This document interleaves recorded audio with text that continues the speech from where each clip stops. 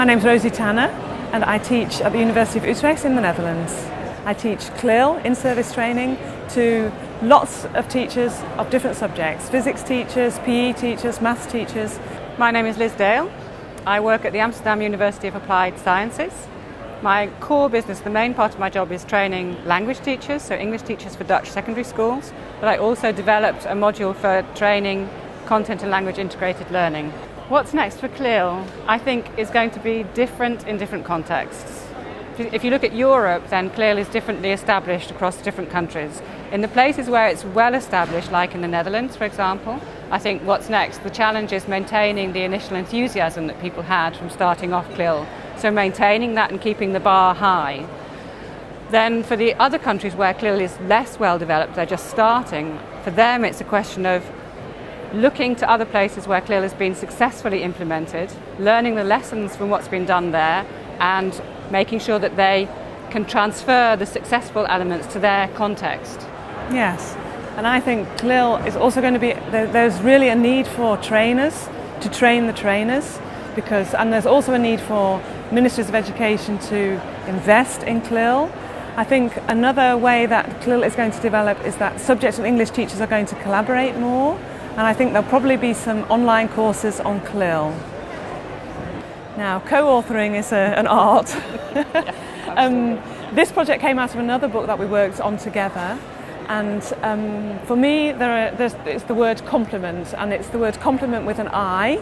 I think you have to work together and complement each other on what you're doing well, and also be able to give feedback and receive feedback really well. And the other complement with an E, I think we have to complement each other. For example, Liz would write a piece, and then I would think, well, it's not really accessible for the teachers, and so I would make it more accessible for teachers. Or I would write a long chunk, and then Liz would compliment me in that she would talk about what's the rationale and why is it really CLIL. And I think there are different ways of co-writing. Some people, when they co-write, they choose to write a section each. They take it in turns to write a chapter. And actually that's not really writing together, it's just taking it in turns. And we really did co-write, which means that you take it in turns to produce some work and then edit it together, rewrite it, and do exactly what Rosie said, which is make the most of each other's strengths and be patient with each other's weaknesses. Well, I've actually only ever taught English in two countries, in the UK and in the Netherlands, but I was thinking about it, and I've actually taught English to people from all the continents. So I've taught people from South America, I've taught people from Asia, Indonesian, Japanese, Chinese, I've taught people from Eastern Europe, from Southern Europe, from Northern Europe. Have I left any out? I haven't taught anybody from Northern America, because they speak English already. And I've taught all over the place. I started off at a language school in Vigo in the north of Spain, and then I spent 4 years in Chile, in Concepcion, and I actually started off as a bilingual teacher in a British school in Chile. And then I taught in China and in Poland, and I've done some consultancies in Egypt and in Brazil, and I went back to Chile. Now, my secret teaching tip is nothing very dramatic. It's basically connect with the learners, learn something about the people that you're working with, and learn something about their personal lives and really connect as a teacher or as a trainer.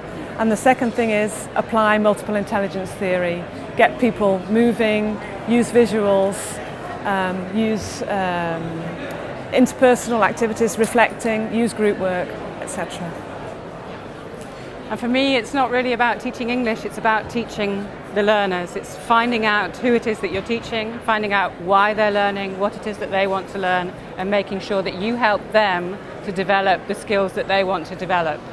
So it's shifting the emphasis away from the subject to teaching the person. It's really quite similar, and I think that's why we work well together, because we have actually a similar idea about what teaching English involves.